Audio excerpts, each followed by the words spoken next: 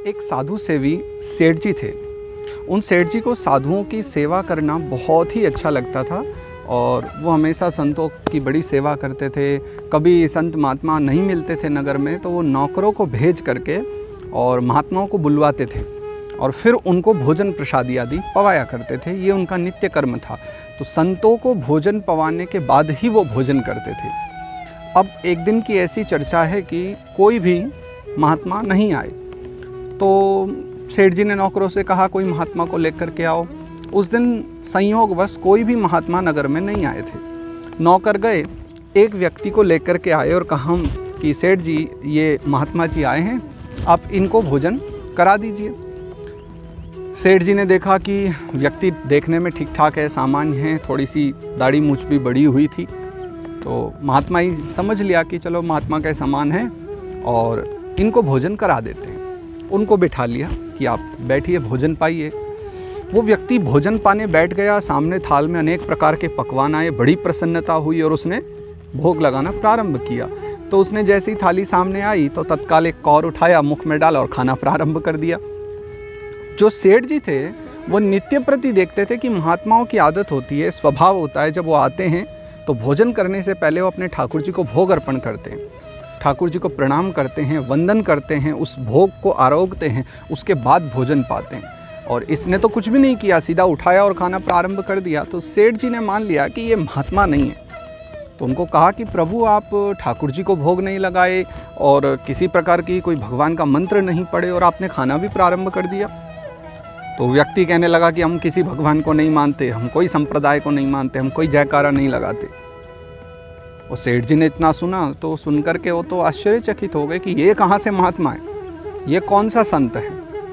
तो क्रोध में आए सेठ जी ने कहा कि ये तुम तो कोई नास्तिक हो, तुम तो भगवान के भक्त भी नहीं हो और तुम जैसे को भोजन करा करके मुझे क्या लाभ होगा।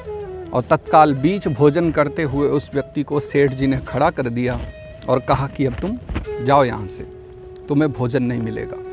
अब विचारने योग्य बात यहाँ पर यह है कि सेठ जी को ये समझना चाहिए कि हम धर्म ग्रंथ शास्त्रों का अध्ययन करते हैं और जिन संतों को भोजन पवाते हैं वही एक बात कहते हैं कि भैया कण कण में परमात्मा वासी है। अगर आप भगवान को ही भोग लगाना चाहते हो तो किसी भी भूखे व्यक्ति को जब भोजन कराएंगे, किसी को सुख देंगे तो वो सबसे बड़ा धर्म बन जाता है।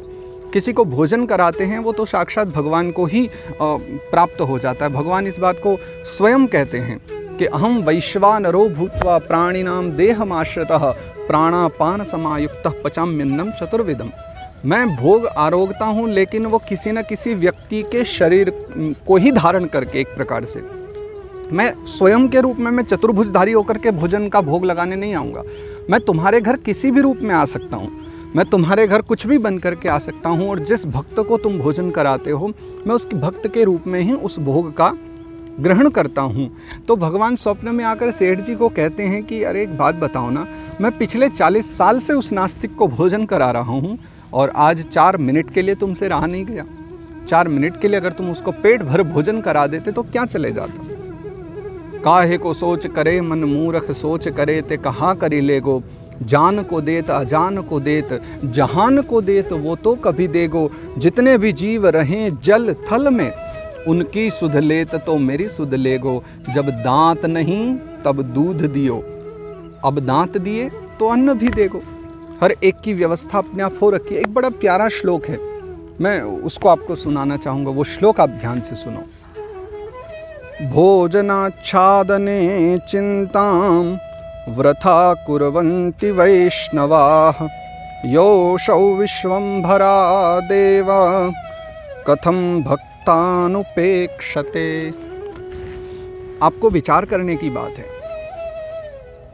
जिनका आसरा साक्षात भगवान नारायण हो, जो उनकी कृपा के द्वारा चलते हों, जिनके जीवन में उनकी कृपा बरसती हो, तो उनको तो किसी प्रकार की ऐसी चिंता करनी ही नहीं चाहिए भोजन प्रसादी आदि को लेकर के। उनकी तो सब मनोकामना वैसे ही स्वयं पूर्ण होते हैं, बिन मांगे ही मिलता है, मांगने की आवश्यकता नहीं होती।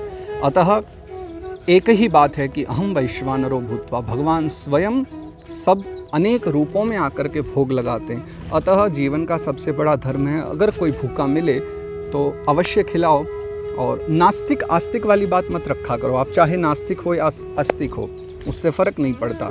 भूखा हो तो भोजन अवश्य कराया करो। ये हमारा सनातन धर्म है।